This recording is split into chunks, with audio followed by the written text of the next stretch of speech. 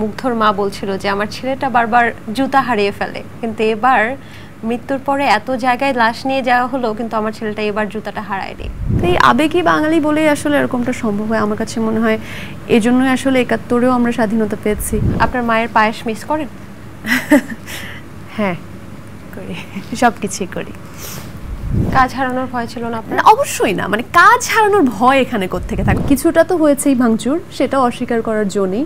সেটা শুধু হিন্দুদের বাড়িও না, যেমন মাশরাফি তো আসলে হিন্দু না। আমার হয়তো টানটা একটু বেশি কাজ করেছে, কারণ আমি তো ওই জায়গাটা আমি দেখতে পাচ্ছি ছবি। এখন যে ছবিটা আমি দেখছি পানিতে ডুবে আছে, ওই জায়গায় তো আমি হেঁটেছি, খেলেছি।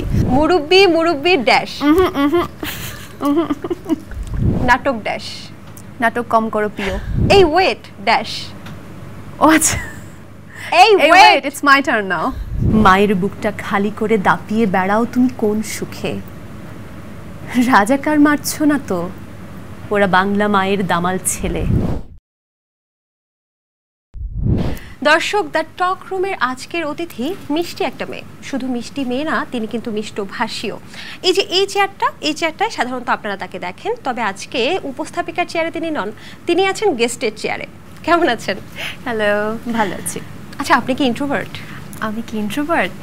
কি মনে হচ্ছে? সবার কাছ থেকে শুনছিলাম যে আপনি নাকি একটু ইন্ট্রোভার্ট। আসার পরে একদম শিওর হয়ে গেছে।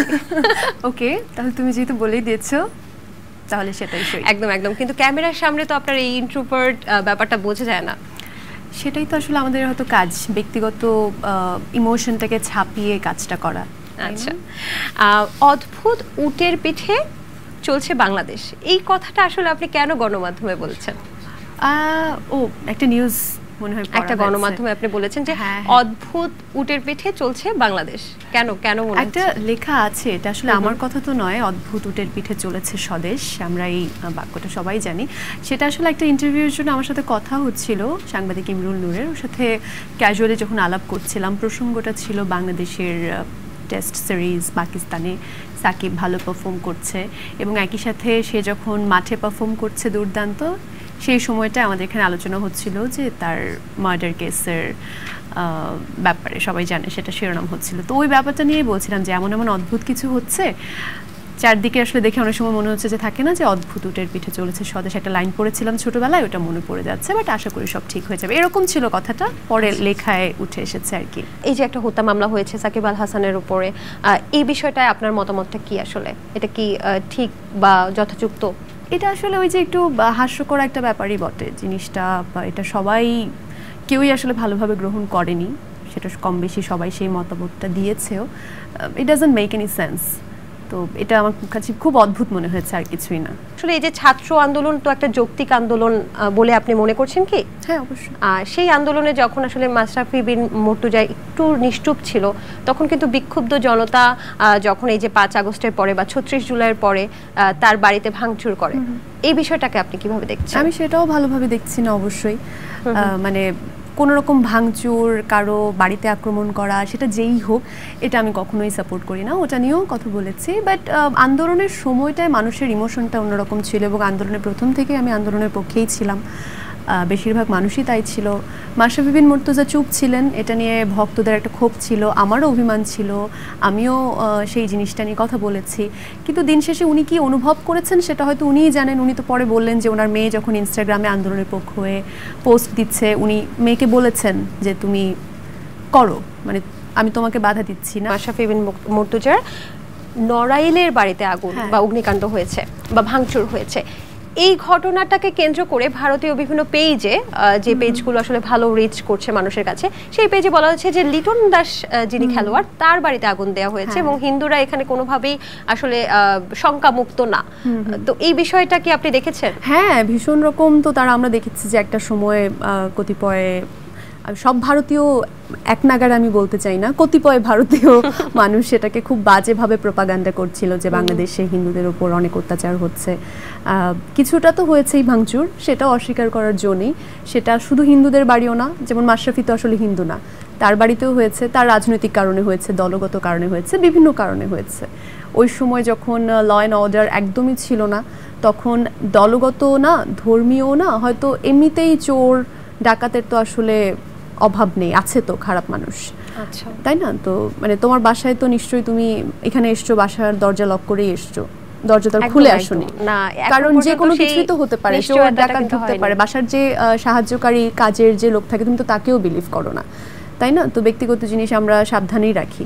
তো ওরকম যখন ল অ্যান্ড অর্ডার ছিল না, ওরকম হামলাও হয়েছে, হামলা অনেক রকমই হয়েছে, কিন্তু আমরা দেখেছি ইন্ডিয়ান মিডিয়ায়, বিশেষ করে এক্স মানে টুইটারে তারা অনেক রকম গুজব ছড়াচ্ছিল, সেটা কোনো একটা ষড়যন্ত্র বা কোনো একটা উদ্দেশ্য নিয়ে হয়তো করছিল, এবং আমরাও সেটা আসলে জবাব দিয়েছি। আমাদের অনেক ইনফ্লুয়েন্সাররাও তখন এক্সে পাল্টা কন্টেন্ট ক্রিয়েট করেছে। আমরা এটাও দেখেছি যে আজমেরি বাঁধনের একটা ছবি নিয়ে যেটা উনি প্রতিবাদ করছেন, ওটাকে ভারতীয় মিডিয়া দিয়েছে যে উনি একজন হিন্দু মহিলা, সে বাংলাদেশে থাকতে পারছে না, তাকে মেরে ফেলার হুমকি দিচ্ছে, মানে খুবই হাস্যকর ছিল। সাম্প্রতিক সময়ে যে বন্যা, ভয়াবহ বন্যা বলা হয় এটাকে, তো এই বন্যাতে অনেকে বলছে যে ভারতের বাঁধ খুলে দেওয়ার কারণে আসলে এই প্রবলেমটা হয়েছে, বা বাঁধ খুলে দেওয়া ছাড়া কি অন্য কোনো উপায় ছিল? আপনার কি মনে হয় নীল? আমি তো আসলে সেটা মানে আমি যারা ইন্ডিয়ান বাঁধের প্রশাসনে কাজ করছেন, আমি ঠিক তাদের জায়গা থেকে জানলে বলতে পারতাম যে উপায় ছিল কি ছিল না। হয়তো ছিল না, এখানে দুই দিক থেকেই ভাবার জায়গা আছে। হয়তো উপায় ছিল না, ত্রিপুরাতেও অনেক বৃষ্টি হচ্ছিল হয়তো, কিন্তু একটা জিনিস করা অবশ্যই করার ছিল, সেটা হচ্ছে খুলে দেবার আগে একটা ভালো সময় আগে জানানো, যাতে প্রস্তুতি নিতে পারে। এই জিনিসটা করার উপায় ছিল। খুলে দেওয়া ছাড়া উপায় ছিল কি ছিল না সেটা আমি জানি না, হয়তো ছিল না। আচ্ছা, কারণ তারা তো বলেছে যে 53 মিটার না কতটুকু পানি উঠে গেছে, 93 হলে বাঁধ এমনিতেই ভেঙে যেত আর সামথিং লাইক দ্যাট। তো হয়তো উপায় ছিল না, কিন্তু জানানোর উপায় ছিল, সেটা করেনি। আপনাকে সোশ্যাল মিডিয়াতে বেশ সরব দেখা যায়, আপনি সবকিছু নিয়ে মোটামুটি স্ট্যাটাস দেন। তো সম্প্রতি আপনি হয়তো দেখে থাকবেন নিশ্চয়ই যে কিছু হোয়াটসঅ্যাপ মেসেজ কিন্তু ভাইরাল হচ্ছে বা ছড়ানো হচ্ছে, যেখানে দেখা যাচ্ছে যে আলো আসবেই নামে একটা গ্রুপ। তো সেখানে একজন গুণী অভিনেত্রী লিখেছেন যে ছাত্রদের উপর, সেই ছাত্র আন্দোলনের সময় যে ছাত্রদের উপর গরম পানি ঢেলে দেওয়ার একটা পরামর্শ তিনি দিয়েছেন। আপনি আসলে কিভাবে এটাকে জাস্টিফাই করবেন? আমার ছবিও গেছে, এই সময়টাই গ্রুপটা করেছে, সেই সময়টাই তো আসলে সবকিছু everything was out in the open, যে কি হচ্ছে। পুলিশ তো স্টুডেন্টদেরকে গুলি করছিল, এটা তো খুবই, এটা সবাই দেখেছে। তো আমার কাছে জাস্ট একটা জিনিসই মনে হয় যে এর আগে কে কোন দল করতো, কার কোন দলকে ভালো লাগতো, সেটা টোটালি ডিফারেন্ট। সে জায়গায় অনেক মতভেদ থাকতে পারে, অনেক তর্ক হতে পারে, তোমার দলের এটা খারাপ, তুমি আমাকে বলতে পারো আমার দলের এটা খারাপ, যদি আমি ব্যক্তিগতভাবে কোনো দল করি না, জাস্ট অনেকের মধ্যে মতবিরোধটা থাকতেই পারে। কিন্তু একটা সময়ে যখন আসলে রাস্তায় প্রকাশ্যে স্টুডেন্টদেরকে গুলি করা হচ্ছিল এবং সেটা পুলিশ করছিল এবং সেটা আমরা সবাই দেখেছি, তারপরেও যদি কেউ সেই হত্যার বিরুদ্ধে কথা না বলে এবং বিচার না চায়, তো তাদেরকে নিয়ে আসলে আমি যে স্পিচলেস হয়ে যাই। আমি আসলে কি বলবো সেটাই বুঝতে পারি না। আমার ওই চ্যাটগুলো দেখে আমার অনেকটা এরকম মনে হচ্ছিল ওখানে তো আসলে অনেকেই আছেন, আমার কাছে ব্যক্তিগতভাবে মনে হচ্ছে ওখানে এমন অনেকেই আছেন যারা হয়তো ব্যক্তিগতভাবে খারাপ মানুষও না, তারা হয়তো ভালো মানুষ।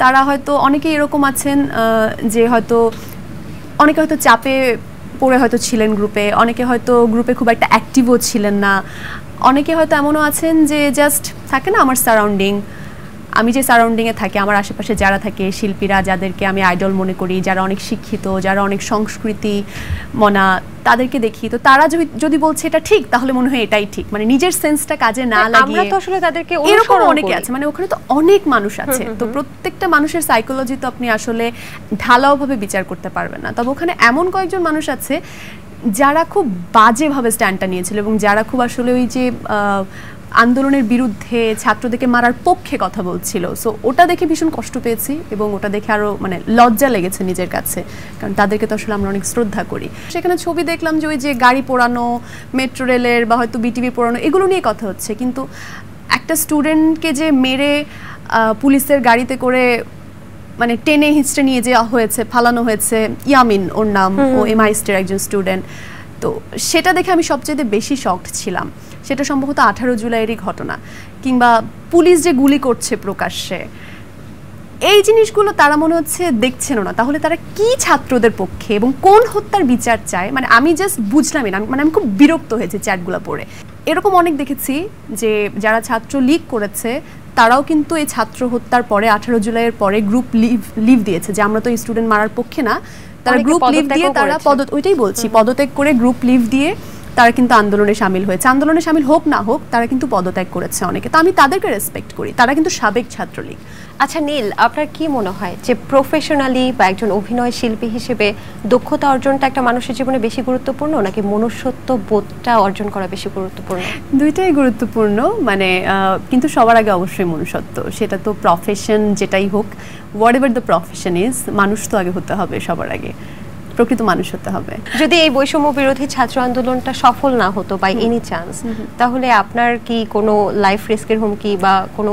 আমি ঠিক জানি না, হতেও পারতো, কারণ মাঝখানে খুব কিছু উগ্র কথাবার্তার শিকার আমি হয়েছি। প্রশাসন থেকে চাপটা একরকম, আর যখন একটু গুন্ডা পান্ডা টাইপের কথাবার্তা কেউ বলে তখন জিনিসটা একটু শেয়ার করবেন আসলে কেন কিভাবে?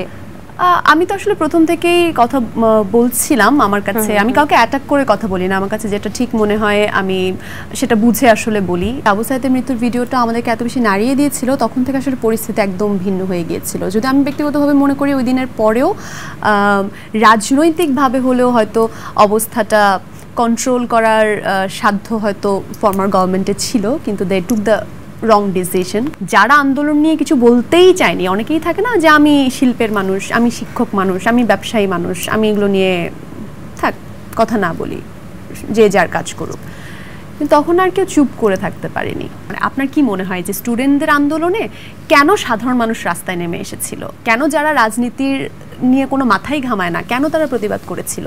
বিকজ সব কিছু চোখের সামনে হচ্ছে এবং প্রশাসন থেকে কোনো যুক্তিযুক্ত উত্তর না দিয়ে খুব বাজে বাজে, খুব হাস্যকর মিথ্যা বলা হচ্ছিল, তো সেটা আসলে কেউ মেনে নিতে পারে। আমি ওইটাই বলছি যে ওই স্টেপটাই তাদের ভুল ছিল। আমি একদম মানে যদি তৃতীয় পক্ষ হয়ে জাস্ট ফ্যাক্ট বলি, যে রাজনৈতিকভাবেও চিন্তা করি, যে আওয়ামী লীগের ভালো চিন্তা করেও যদি বলি, তাহলেও তো আসলে 18 জুলাই, 19 জুলাই এবং 20 জুলাই, 21 জুলাই আবু সাঈদ মারা যাওয়ার পরে তাদের উচিত ছিল আন্দোলনের নিরাপত্তাই দেওয়া, যেমনটা তারা কথা দিয়েছিল যে আন্দোলনের নিরাপত্তা দেওয়া হবে, এবং 18 জুলাই পুলিশকে কোনো একটা শাস্তি দিতেন, 19 জুলাই আবু সাঈদের পরিবারের সাথে দেখা করতেন, 21 জুলাই কোটা মেনে নিতেন, এবং এই পর্যন্ত 18, 19, 20, 21 পর্যন্ত যারা আন্দোলন করবে তাদেরকে বাধা দিতেন না, পুলিশ পাহারা দিত, পুলিশ গুলি করতো না, তাহলে তো এই কাণ্ডটা ঘটে না। সাবেক সরকারের কিছু বিবৃতিও কি আপনার কাছে একটু অন্যরকম লেগেছে কিনা? যেমন ওনারা বলেছিলেন যে রাজাকার যে শব্দটা উঠে এসেছিল, সেই রাজাকারটা আপনার কি মনে হয় যে এই ছাত্র আন্দোলন থেকে গণ অভ্যুত্থানে যে রূপটা লাভ করেছে সেটার পেছনে এই রাজাকার শব্দটা অনেক বেশি প্রভাব বিস্তার করেছে? অনেক বেশি না হোক, বাট ওখান থেকে তো আসলে স্টার্ট হয়েছে, মানে ওখান থেকেই তো আসলে অনেক ওই যে থাকে না আগুনের স্ফুলিঙ্গ ছড়িয়ে পড়েছে আর কি। আমরা সেই কথাতে ছিলাম যে ওই আপনাকে ফোন দিয়ে কিছু মানুষ আসলে খুব হুমকি ধামকি দিচ্ছিল, এই বিষয়টা যদি একটু বলতেন। ফোন আসছে অন্য জায়গা থেকে, কেন স্টুডেন্ট এভাবে হত্যা করছে এটা নিয়ে তো অবশ্যই প্রতিবাদ করেছে, এটা আমার অবশ্যই দায়িত্ব, আমি প্রতিবাদ করব এটা নিয়ে, এটা আমি মেনে নিব না। কাজ হারানোর ভয় ছিল না আপনার? অবশ্যই না, মানে কাজ হারানোর ভয় এখানে কোত্থেকে থাকবে? এটা আমাকে অনেকে বলেছে, আমাকে আমার যারা শুভাকাঙ্ক্ষী, আমার ফ্যামিলি, কারণ তখন তো আসলে কেউ জানে না কি হবে, যে দেখো এসব করার দরকার নাই, কখন কি হবে, তোমাকে তো চিনে ভালো মতো, তো তোমাকে ভালো বেশি টার্গেট করে ফেলবে, রাস্তায় 100 জন নামলেও তো দুদিন পর ওদিকে চিনবে না, তোমাকে তো চিনে রাখবে, নিজের কথা ভেবো না, পরিবার অনেক কথা বলেছে, তোমার কাজ চলে যেতে পারে, কিন্তু আমি চুপ থাকবো কিভাবে? মানে এটা কি সম্ভব নাকি? তো আমি তো খারাপ কিছু বলছি না, এরকম একটা ব্যাপার। তো ওই সময়টা আসলে অনেকে নিতে পারে না, দেখেছে যে আমি তো আসলে অনেক শো করি, তো তাদের কাছে ওই যে চিনে, তো অনেকে আমার স্টেটাস, আমার ছবি নিজেদের মতো করে বিকৃত করে সেটা মেসেঞ্জারে চালাচালি করেছে, পার্সোনালি হোয়াটসঅ্যাপে আমার ছবি পাঠিয়েছে, মানে আমাকে চিনিয়ে দিচ্ছে সবার কাছে, এবং সেটা একদম রুট লেভেলের কর্মীরা যারা দলীয় তারা করছিল। তো এর মধ্যেও তো অনেকে আসলে পরিচিত থাকে, হয়তো আমাকে চিনে, আমার ভালো চায়, আমার কাছে ফোন এসছে যে নীল তুমি একটু করো, মানে তোমাকে কিন্তু মেসেঞ্জার গ্রুপে দেয়া হয়েছিল আপনার ছবি? আমি তো সেটা জানি না, আমার কাছে স্ক্রিনশট আছে বা কিছু দলীয় থাকে না হয়তো ইউনিভার্সিটিতে, আমি তো অত ভালোভাবে ওদেরকে চিনি না, ওরা আমাকে চিনে। কি উদ্দেশ্যে দেওয়া হয়েছিল ছবিগুলো? যে লুক শি ইজ নীল হুরে জাহান, সে এরকম কথা বলছে সরকারের বিরুদ্ধে, এটা সেটা, সে মানে খুবই অ্যাবসার্ড কথাবার্তা, মানে যেটা হয় আর কি, আপনার বিরুদ্ধে ব্যবস্থা নেওয়া হবে, হ্যাঁ আমার বিরুদ্ধে কেন ব্যবস্থা নেওয়া হচ্ছে না, এই ধরনের কথাবার্তা। এবং খুবই অ্যাগ্রেসিভ। রাষ্ট্র সংস্কারের দায়িত্বের জন্য একদম সবার, এবং বিগত যে সিলেটের বন্যা আমরা দেখেছিলাম সেখানেও কিন্তু এত সর্বস্তরের মানুষের ঝাঁপিয়ে পড়ার বিষয়টা আসেনি, এবার যতটা বেশি দেখা গেছে, তাই না? আচ্ছা আচ্ছা। এবং এবারে বন্যাটাও খুব ভয়াবহ ছিল, কারণ সাধারণত ফেনীতে কখনো বন্যা হয় না। আমার তো জন্ম বেড়ে ওঠা সেখানে, কখনোই এই পরিস্থিতি হয় না এবারই, এবং সেটা এত বাজেভাবে হয়েছে।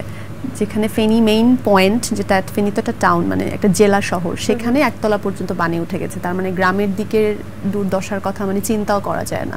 তো এটা কখনোই তারা অভ্যস্তই না এই জিনিসটাতে।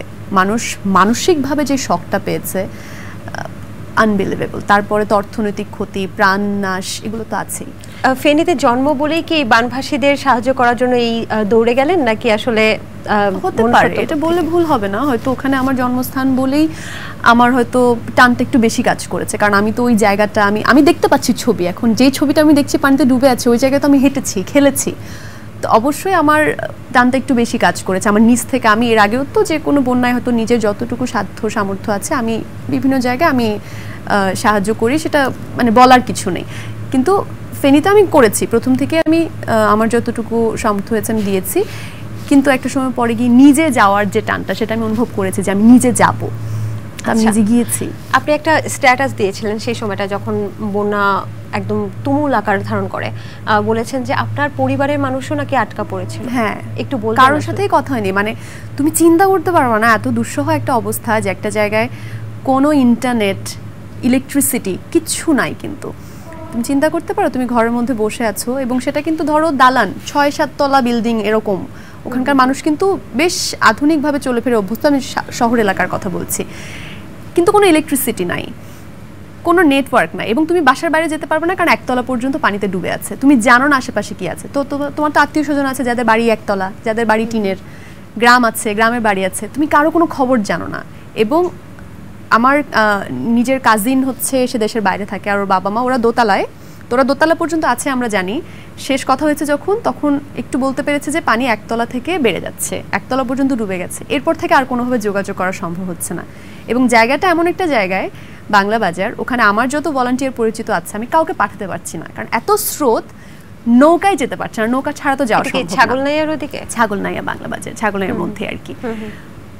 কোনো রকম খবর নেওয়াই সম্ভব না, পানি কি বাড়ছে নাকি কমছে, মানে তো এই অবস্থা, এই পরিস্থিতি তো সবার ছিল। তবু আমার তো একটা ছিল যে আচ্ছা ওনাদের ওখানে দোতলা আছে, দোতলা ডুবে গেলেও 3 তলা মানে ছাদের উপর উঠতে পারবে, অ্যাটলিস্ট বেঁচে থাকবে। মানে যদি আমি আশা করছিলাম যে দোতলা পর্যন্ত ডুববে না, এতটা হবে না। কিন্তু খাবার ছাড়া কিভাবে বেঁচে থাকবে, এটাও তো একটা টেনশনের ব্যাপার। হ্যাঁ, মানে এটা আনবিলিভেবল। এটা যারা দেখেছে, আর যাদের টিনের বাড়ি ঘর যেটা চলে গেছে, মানে এখন তো অনেকের বাড়িঘর নাই, এখনো শত শত হাজার হাজার মানুষ আশ্রয় কেন্দ্রে আছে এবং হসপিটালে লড়ছে, বাচ্চাদের নিউমোনিয়া হচ্ছে, আইসিইউতে ভর্তি বাচ্চা লড়ছে, এরকম অসংখ্য সিন আছে।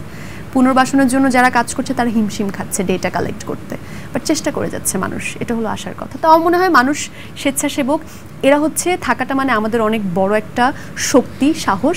সেই সাথে প্রশাসনকে অনেক বেশি শক্ত একটা ভূমিকা পালন করতে হবে, যাতে এই যে হাজার হাজার মানুষের কোটি কোটি টাকা তারা দিয়েছে, এই যে তুমি তো বললে যে রিক্সাওয়ালা 22,000 দিয়েছে, একজন মহিলা কানের দুল খুলে দিয়েছে, একজন ভিক্ষুক 10-20 টাকা দিয়ে যাচ্ছে তার, তো এটা যাতে আসলে সাহায্য যাদের দরকার তাদের কাছে যাতে সবার কাছে পৌঁছায় ঠিক মতো।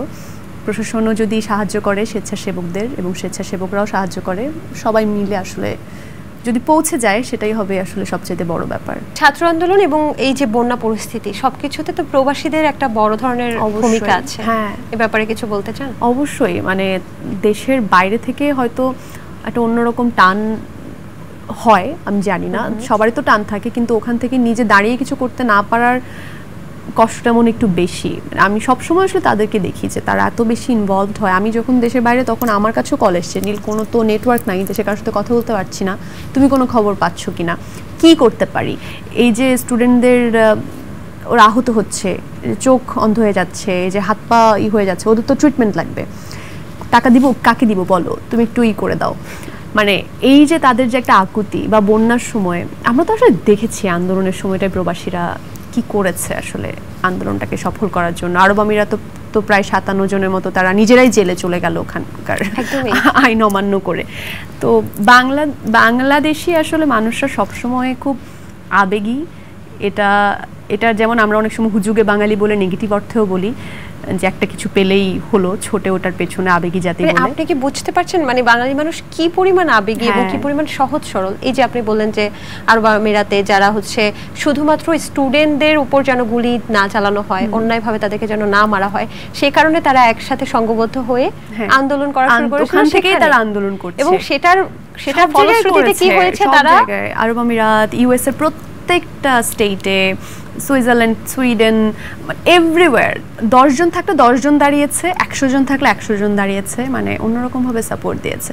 তো এই আবেগী বাঙালি বলেই আসলে এরকমটা সম্ভব হয় আমার কাছে মনে হয়।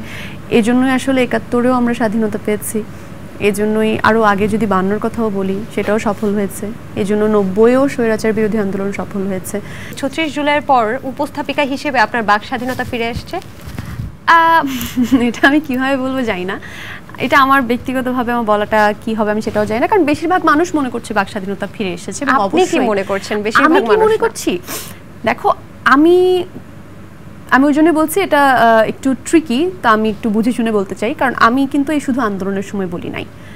আমি এর আগে যখন সাংবাদিক কাজল, আমি জানি না যে উনি গুম হয়েছিলেন, তো ওই সময় তখন তার ছেলে পলক একাই লড়ে যাচ্ছিল, তো ওই সময় শুধুমাত্র আশফাক নিপুণ এটা নিয়ে কথা বলতেন, এবং অনেস্টলি আমি স্বীকার করছি আমি জানতাম না আসলে কি হচ্ছে, কিন্তু আমি অনেকদিন দেখছি আশফাক নিপুণ প্রতিদিন এটার আপডেট দিচ্ছে যে এখনও সাংবাদিক কাজলকে ফিরে পাওয়া যায়নি। আমি একদিন দেখেছি, 15 দিন পরেও দেখছি একই কাহিনী, 1 মাস পরে দেখছি একই কাহিনী। তখন আমি আসলে অনুপ্রাণিত হলাম যে আসলে কাহিনীটা কি। আমি কিছুদিন পরে এটা নিয়ে ঘাটালাম, পলকের সাথে কথা হলো, এরপর আমিও এটা নিয়ে স্ট্যাটাস দেওয়া শুরু করলাম। তখন অনেক শুভাকাঙ্ক্ষী, কোনো সরকার বা প্রশাসন, পুলিশ, কেউ না, আমাকে অনেক শুভাকাঙ্ক্ষী ফোন দিল, নক দিল, নীল এটা নিয়ে কথা বলো না, তুমি এটা নিয়ে কেন কথা বলছো, এটা সরাও। তো আমার খুব রাগ লেগেছে। এটা মানে কিন্তু বাক স্বাধীনতা নেই, আমি সেটা বুঝতে পেরেছি, কিন্তু আমার রাগ লেগেছে যে আপনি এটা কেন বলবেন, আমি তো একটা ভালো কথা বলছি, তো আপনি আমাকে এটা বলছেন মানেই তার মানে কি এইটা সত্যি যে আমার স্বাধীনতা নাই বলার? তো বলছে না দেখো পরিস্থিতি ভালো না। আমি তো এটা শুনবো না, কারণ আমি কেন এই কথা বলছি যে স্বাধীনতা ছিল কি ছিল না বাক স্বাধীনতা আমি জানি না, কারণ আমি মানিনি। আমার কাছে মনে হয় যেটা আপনার নিজের ইচ্ছা শক্তির উপর অনেকটা ডিপেন্ড করে। তার মানে 36 জুলাইয়ের আগেও আপনি স্বাধীনভাবে কথা বলে গেছেন, মানে আমি বলেছি, আমাকে শুভাকাঙ্ক্ষীরা বাধা দিয়েছে যে বলো না ঝামেলা হতে পারে, কিন্তু আমি কিন্তু বলে গেছি, এবং আমি একটা ওয়েবিনারও করেছি। এখন আলহামদুলিল্লাহ আমার কিছু হয়নি। এরপরেও যখন এই যে কার্টুনিস্ট এবং লেখক যে কিশোর এবং মুশতাক তাদেরকে নিয়ে যখন হলো, আমি তখনও কথা বলেছি, তখন আমি মেসেজ পেয়েছি নীল রিমুভ দ্যাট স্টেটাস। বলে কেন? আমি মেনে নেইনি। অনেক অনেক গুরুত্বপূর্ণ কথা বললাম, আমরা এখন একটা গেম খেলি। ওরে বাবা, জেনারেশন জি বলে, এই জেনারেশন, আপনি তো এই জেনারেশনে পড়েছেন কি? আমি এটা বললেই তো হ্যাঁ না, এখানে কিন্তু মৌসুমী মৌ বসেছিল আমাদের এই সিটে, সে কিন্তু তার বয়স বলে দিয়েছে, আপনি চাইলে কিন্তু বলতে পারেন। আমি অল্পের জন্য সেটা থেকে পিছিয়ে গেছি, জেনজি থেকে 1.5 বছর আগে, সো ইউ ক্যান কাউন্ট। ওকে, তো জেনজি, আমি জানি যে আপনি সোশ্যাল মিডিয়াতে সরব, আপনি তো জানছেন যে জেনজি আসলে কি কি কথা বলে, তাই না? অনেক ধরনের অনেক কথা বলে। তো আমি দেখি আপনি আসলে কতটা জানেন এখনকার ভাইরাল টপিক সম্পর্কে। আমি আপনাকে শূন্যস্থান পূরণ করতে বলবো, একটু মজার চলে, ঠিক আছে? মুরব্বি মুরব্বি ড্যাশ, ওই ড্যাশ না প্লিজ, ওই মামা না প্লিজ। ওয়াও, এটা আমার খুব ফেভারিট। কেন? আমার খুব মজা লাগে এটা। ড্যাশ হারানোর বেদনা, স্বজন হারানোর বেদনা। নাটক ড্যাশ, নাটক কম করো প্রিয়। আচ্ছা, প্রিয় হলো না কেন? প্রিয় না, এটা একটা ছেলে টিকটকার, সে এরকম একটা টিকটক ভিডিও করেছিল, নাটক কম করো প্রিয়। আর ওই জিনিসটাই মানুষ বলে আর কি, এটা হচ্ছে একটা story, back story. Dash uncle, হাউন uncle. She has made us stand dash. She has made us দিয়ে অনেকগুলো কথাই হয়, এটাতে কি কি হয় বুঝতে পারছি না। মানে আমি এই লাইনটা অনেক জায়গায় দেখেছি, কিন্তু এটা আমি খুব একটা ক্যাচ আপ করিনি। এটা সম্ভবত ওবায়দুল কাদের বলেছিলেন কিছু একটা, she has made us do that, she has made us flee, she has made us, অনেক কিছু ইউজ করে এই লাইনটা দিয়ে। আচ্ছা সরি, আমি এটা জানি না। আচ্ছা, শূন্যস্থানে টলার বসবে। টলার, স্ট্যান্ড টলার। ও আচ্ছা, তাই? ও আচ্ছা, এটা মানে রিয়েলটা আমি জানতাম না। Rasel dash, viper. রাসেল মামা না, বাই দ্য ওয়ে আমার মামার নাম কিন্তু Russell. Russell viper. IYKYK, if you know you know. Wow, আপনি জানেন তাহলে। এই ওয়েট ড্যাশ, ও আচ্ছা, এই wait, it's my turn now. Okay, but I like her, কিন্তু মেয়েটাকে নিয়ে যেটা হয়েছে আমার কাছে সেটা মানে আমরা আসলে এখানে কাউকেই ছোট করে বলছি না, আমরা আসলে এটা একটা মজা চলে যাচ্ছে প্রসঙ্গে জায়গা থেকে এই কথাগুলো এখন সোশ্যাল মিডিয়াতে খুব বেশি ট্রেন্ডিং, রাইট? যেমন এই যে আপনার বিভিন্ন ছবিতে নিশ্চয়ই সবাই নাইস এন্ড ড্যাশ লেখে, নাইস এন্ড অ্যাট্রাক্টিভ, ইয়েস একদমই। 5 আগস্ট যেদিন হচ্ছে 36 জুলাই বলে, সেদিনও কিন্তু অনেক মৃত্যুর ঘটনা ঘটেছে। অনেক মা কিন্তু তাদের সন্তানকে হারিয়েছে এই আন্দোলনে। সেই মাদের জন্য কি কিছু করার ইচ্ছা আছে? কি করবো আসলে জানি না। কিছু জায়গায় ওই যে বললাম না, আমি কেন ট্রমাটাইজড হয়ে যাই যখন জিনিসগুলো খুব কাছ থেকে দেখা হয় না। আমি একটা স্টুডেন্টের সাথে কথা বলেছিলাম, আমি কিছু আর্থিক সাহায্য ওকে পাঠিয়েছিলাম এবং কথা হয়েছিল এবং ছেলেটা বলেছিল যে আপু একদিন আসেন, এবং বলেছিলাম দেখা করবো, কিন্তু আমি সাহস করে যেতে পারিনি। মানে যাব, দেখা করব, কিন্তু যখন কাছ থেকে দেখা হয় না, মানুষকে না আপনি কিছু করতে পারবেন না। মানে ওই মাকে আপনি কি দিয়ে সান্ত্বনা দিতে পারবেন? মানে যার আসলে মানুষ হারিয়েছে, মানে মৃত্যু তো পৃথিবীর সবচাইতে কঠিন সত্য, তো সেটা যে একবার স্বাদ পেয়েছে জীবনে, যে মারা গেছে তো গেছে, কিন্তু যারা বেঁচে থাকে তাদের লাইফে কি স্কারটা থাকে সেটা একমাত্র তারাই অনুভব করতে পারে, এবং কোনো কিছু দিয়ে আসলে সেই শূন্যস্থানটা পূরণ হয় না। আমরা একটা গণমাধ্যমে এটাও দেখেছি যে মুগ্ধর মা বলছিল যে আমার ছেলেটা বারবার জুতা হারিয়ে ফেলে, কিন্তু এবার মৃত্যুর পরে এত জায়গায় লাশ নিয়ে যাওয়া হলো, কিন্তু আমার ছেলেটা এবার জুতাটা হারায়নি। আসলে এই বিষয়গুলো আমাদেরকেও খুব কষ্ট দেয়, আমাদেরকেও খুব নাড়ায়। মায়ের কথা উঠছিল, আপনার মায়ের পায়েস মিস করেন? হ্যাঁ করি, সব কিছুই করি। আপনার মায়ের অবর্তমানে আপনার বড় ভাই সেই দায়িত্বগুলো নেওয়ার চেষ্টা করছে। আপনি একটা বেশ সুন্দর স্ট্যাটাস দিয়েছিলেন সে ব্যাপারটা। আপনার বড় ভাই সম্পর্কে কিছু বলতে চান যে আপনার মায়ের কোন কোন দায়িত্বগুলো সে ফিল আপ করতে চাচ্ছে? আমার মা যখন চলে যায় আমি অনেক বেশি আদরের ছিলাম, তো সবাই তাই, আমি শিওর তুমিও অনেক আদরের তোমার বাসায়। তো অনেক কিছু চেষ্টা করেছে যে আম্মু তো মানে খাওয়া দাওয়া নিয়ে আমি একটু উদাসীন ছিলাম, সবসময়টা আম্মু মেনটেন করতো। তো আম্মু যাওয়ার পর ভাইয়াকে দেখেছি ওই কাজগুলো করার প্রচণ্ড চেষ্টা করতে, খাবার বানিয়ে দেওয়া, কি খাবো, স্পেশালি এই জিনিসটা, কারণ এটা তো আসলে সবচাইতে বেশি মায়েরাই খেয়াল রাখে খাবারের। তো আমার ভাই নিজে ফ্রুটস কেটে দিয়ে, নিজে খাবার বানিয়ে রান্না করে নিজে খাবার বেড়ে দেয়, আমি খাচ্ছি, পাশ থেকে পানি ঢেলে দেয়, সর্বোচ্চ চেষ্টা করে যাতে আমি ঠিকঠাক থাকে। মানে আমি বুঝি যে খুব চেষ্টা করছে যাতে আম্মু যে যত্নটা করতো ওই যত্নটা যাতে আমি কিছুটা হলেও পাই। যাই হোক, অনেকটা সময় আমরা পার করে এসেছি ওটা থেকে। চরকির একটা ওয়েব ফিল্ম করেছেন আপনি, নিঃশ্বাস, আমি যদি ভুল না করে থাকি, এবং দীপ্ত প্লেরও একটা কাজ করেছেন, ক্রিমিনালস। এই দুটো কাজের অভিজ্ঞতা কেমন?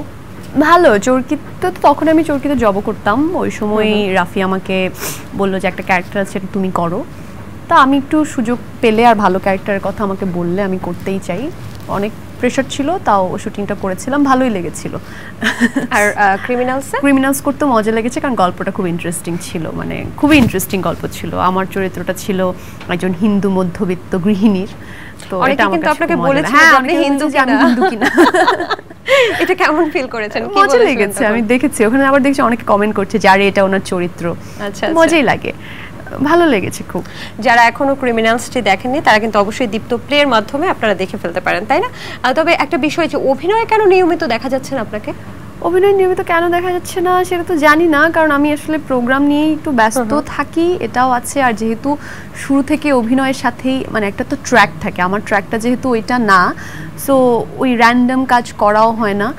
তাও তো করা হয়, টুকটাক তো করেছি যখন সুযোগটা পেয়েছি, সময়টা পেয়েছি, খুব কম যদিও। নিঃশ্বাস করার পরে দীর্ঘদিন আর কিছু করিনি। এরপর দীপ্তরটা যখন করলাম তখন একটা ওয়েব সিরিজের কাজও করেছি, ওটা একটা অনেক ভালো একটা কাজ হতে পারতো, কিন্তু ওটা যাই হোক, ওটা এখন হয়তো আসবে না, দেখি সামনে হয়তো আর একটা দুটো কাজ করব। বাহ, চমৎকার। ছোট ছোট কয়েকটা গেমস খেলার পর আমরা আজকে অনুষ্ঠানটা শেষ করব। ওকে, ইয়েস অর নো অ্যানসার দিবেন, ঠিক আছে? ছ্যাঁকা খেলে আপনি ভালো লিখতে পারেন? ইয়েস, এটা সবার। নীল চোখে গ্লিটার ইউজ করতে পছন্দ করে? নো। নো, আমি আইশ্যাডোই খুব কম পছন্দ করি। আচ্ছা, নীল হুরেজাহান রাস্তার ফুচকা আর ঝালমুড়ি খেতে পছন্দ করে? ঝালমুড়ি খুবই, তবে ফুচকার থেকে বেশি ভেলপুরি। উপস্থাপনা থেকে অভিনয়ের রেমুনারেশন বেশি পায়? না, উপস্থাপনায়। মনে মনে মৌসুমী ময়ের সাথে জেলাস করে? না, আমি কারোর সাথে জেলাস করি না। নীলের গোপন কথা তার প্রিয় বান্ধবীকেও শেয়ার করে না? কাইন্ড অফ ট্রু কিছু কিছু সময়। নীল লেট করে বান্ধবীদের সাথে দেখা করতে গেলে?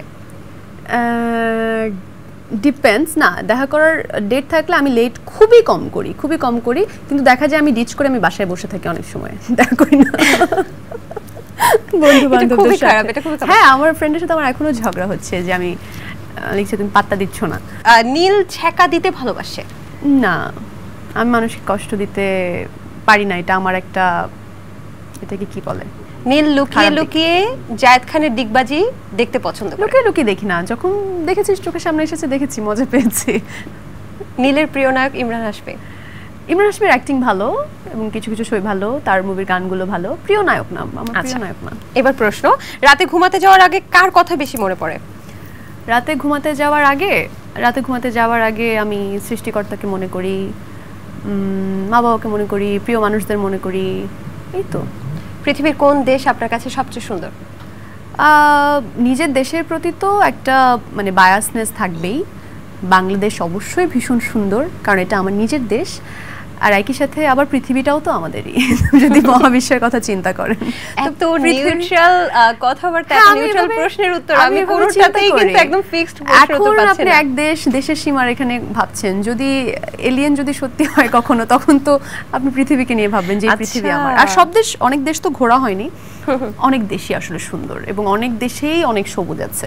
কার উপস্থাপনা আপনি সবচেয়ে বেশি পছন্দ করেন? কার উপস্থাপনা সবচেয়ে বেশি পছন্দ করা? এলেন DeGeneres, my most favourite one. এবং আমি কিন্তু এবার ইউএসএ ট্যুরে সিয়াটেল গিয়েছিলাম শুধুমাত্র এলেনের শো দেখার জন্য। ফর দ্য ফার্স্ট টাইম আমি এলেনের স্ট্যান্ড আপ শো দেখেছি এবং this is her last tour. এবং আমি এখনও এটা মানে এমন, এরপর তো আন্দোলন অনেক কিছু যাচ্ছে, তা আমি শেয়ারও করতে পারিনি, সেই সুযোগটাও পাইনি, এবং ওখানে ছবিও তোলা যায় না, তো ছবিও তুলতে পারিনি। But it was a different experience, আমার বাকেট লিস্ট চেক। আমি অ্যালেনের শো দেখেছি, আমি সামনে থেকে অ্যালেনকে দেখেছি, ইট ওয়াজ সো গুড। এটা কিন্তু অনেক বড় একটা প্রাপ্তি। আচ্ছা, কোন চরিত্রে অভিনয় করতে চান আপনি, এক কথায় যদি উত্তর দিতেন? কোন চরিত্রে আমি অভিনয় করতে চাই এক কথায়? It's very difficult. আমি কোন উপন্যাসের চরিত্র, কোন উপন্যাসের সেটা বলাটা তো আসলে ডিফিকাল্ট, যে কোন উপন্যাসের। শরৎচন্দ্র বা রবীন্দ্রনাথের কোন নায়িকার চরিত্র হতে পারে। Good choice. বিয়ে করবেন কবে, এক কথায় উত্তর দেবেন? এটা কি কখনো সম্ভব, বিয়ে করব কবে এক কথায় উত্তর? আপনি নাকি বিয়ের কথা শুনলে অনেক রাগ করেন? ছোটবেলায় করতাম, এখন তো করি। এখন করেন? এখন বিয়ে করতে চাচ্ছেন? তোমাকে না, আমার বিশেষ সূত্রে খবর আসে তো। না, ওরকম কিছু না। আর বিয়ে নিয়ে এখন তো আসলে, হ্যাঁ বিয়ে নিয়ে এখন, ছোটবেলায় রাগ করতাম, এখন রাগ করার কিছু নেই, ভাবছি। আচ্ছা, মানে পছন্দ টছন্দ আছে তো? লেটস সি, মানে খুব তাড়াও নেই, কোনো বাইন্ডিংসও নেই যে বিয়ে করব না। পছন্দ আছে? লেটস সি মানে কোনটাই হাড়ির খবর কোনোভাবে বের হবে না। বিয়ে তো অনেক আসলে ইম্পর্টেন্ট একটা টপিক এবং খুবই সেনসিটিভ একটা টপিক, সো এটা তো আসলে, এটা বিধাতার উপর নির্ভরশীল। আশা করি যেটা হবে সেটা ভালোটা হবে। আচ্ছা, শহর না গ্রাম? বোথ। কিছু সময় খুব গ্রামে ছুটে যেতে ইচ্ছে করে, নদী পাড়ে বসে থাকতে ইচ্ছে করে, সবুজ দেখতে ইচ্ছে করে, কিন্তু আমার আবার শহরও ভালো লাগে। ক্যাটাগরি করবেন, 3টা ক্যাটাগরি, 3 জনকে কত কত মানে কোথায় কোথায় বসাবেন? শ্রাবণ তৌহিদা, মৌসুমী মৌ, নীল হুরে জাহান। উপস্থাপনের ভিত্তিতে 3 জনকে কোথায় বসাবো? আমি ওকে ফাইন, আমি একটা ক্যাটাগরিতে করি, সিনিয়র জুনিয়র ওয়াইজ। না না না না, উপস্থাপনের ভিত্তিতে। আমি বয়সে senior junior wise Shrabon Tauhida, Mousumi Mou, Nil Hure Jahan. মানে নিজে যে ছোট এটাও প্রকাশ করে দিলেন। You are so intelligent. আচ্ছা, বাংলাদেশ পুরুষ ক্রিকেট দল কবে বিশ্বকাপ জিতবে বলে আপনার মনে হয়? আমি জ্যোতিষী হলে খুব ভালো হতো, কিন্তু ইটস মাই, আমি অন্যভাবে অন্য উত্তরটা দেই, সেটা হচ্ছে ইটস মাই বিগেস্ট ড্রিম যে বাংলাদেশ দল একদিন বিশ্বকাপ জিতবে, এবং আমি স্টুডিওতে বসে, আমরা যেভাবে খেলা দেখি, আমি স্টুডিওতে বসে দেখব যে বাংলাদেশ বিশ্বকাপ জিতেছে এবং জেতার পরের শোটা আমি করব। This is my biggest dream as a sports host. আমরাও সেটাই চাই। আমি ওই দিনটার কথা অনেক ভাবি, তা আমি চাই যে ওটা সত্যি হোক। চমৎকার চমৎকার। ফুটবলে আপনি কোন দলের সাপোর্টার? আমি ব্রাজিল। আচ্ছা, পরের কবিতার বই আমরা কবে দেখতে পাবো? পরের কবিতার বই দেখতে, এটা আসলে বলা যায় না, আমি জানি না। দেখতে দেখতে কথা বলতে বলতে কখন যে সময় পার হয়ে গেল আমি বুঝতেই পারলাম না। তবে যাবার আগে নীল হুড়েজাহানের কণ্ঠ থেকে একটা কবিতা সহ গান না শুনে যাচ্ছে না। আমি জানি যে নীল হুড়েজাহান একই সাথে কবিতাও বলতে পারে, আবার সেই সাথে আবার গানও করতে পারে। না, কবিতা আর গানের সাথে করা যাবে না, ওটা একবারই করেছিলাম। একটা কবিতা বলতে পারি, নিজের লেখা। হ্যাঁ, নিজের লেখা। থ্যাংক ইউ, ভালো একটা আড্ডা হয়েছে। আর দীপ্ত টিভিকে ধন্যবাদ জানাতে চাই আমন্ত্রণ জানাতে জন্য দ্য টকরুম অনুষ্ঠানে। টকরুম অনুষ্ঠানে যারা দর্শক আছেন তাদের জন্য অনেক অনেক ভালোবাসা থাকবে, শুভকামনা থাকবে, আমার জন্য দোয়া করবেন। Thank you so much. আর একটা কবিতা শুনতে চাইলে তুমি, তো আমি এই কবিতাটা ওই যে বলছিলাম 18 জুলাইয়ের ওই সময়টা আমি ছিলাম ইউএসএতে, আমার কলেজ বন্ধুদের সাথে আমি দেখা করতে গিয়েছিলাম। আমি ইউএসএ গিয়েছিলাম শো করতে, একটা শোতে আমাকে ইনভাইট করা হয়েছিল। সেখান থেকে আমার ফ্রেন্ডরা থাকে আলাবামা, ওদের সাথে দেখা করতে গিয়েছিলাম এবং আমরা একসাথে একটা জঙ্গলের মতো জায়গায় একটা কেবিনে গিয়েছিলাম। কিন্তু সেদিন সারা রাত আমি ঘুমাতে পারিনি, আমি নিউজ দেখছিলাম এবং ওই সময়টা একটা কবিতা লিখেছিলাম, সেটা বলতে পারি। নিশ্চয়ই। কার বিপক্ষে লড়ছে কে, এই যুদ্ধে জয়ী হচ্ছে কে, থামবে কোথায়, সাজাবে কেমন শেষটাকে, জেদের লড়াই লড়তে গিয়ে হারিয়ে দিলে দেশটাকে। কার রক্তে রাঙাচ্ছ হাত, বিচ্ছ বুলেট কার বুকে, মায়ের বুকটা খালি করে দাপিয়ে বেড়াও তুমি কোন সুখে। রাজাকার মারছ না তো, ওরা বাংলা মায়ের দামাল ছেলে। খেলছো তুমি ভুল খেলা আজ, হারছো খেলা ভুল চালে। জ্বেলেছ আগুন কোথায় বলো, নিচ্ছ যে কার প্রাণ কেড়ে। দেশটা তো ভাই তোমার আমার, গড়বে এদেশ কাকে ছেড়ে। দু চোখ ঢেকে দুই হাতে তুমি বলছো কিছুই দেখছো না। ভাঙছে তোমার দেশের খুঁটি, তুমি শুধু বুঝছো না। থামবে কোথায়, সাজাবে কেমন শেষটাকে, জেদের লড়াই লড়তে গিয়ে হারিয়ে দিলে দেশটাকে। স্বাধীন দেশের স্বাধীন মানুষ, বলো উত্তরটা কে জানে। প্রশ্ন আমার দুঃখী মায়ের, আমার সাওয়াক মারল কেনে। চমৎকার।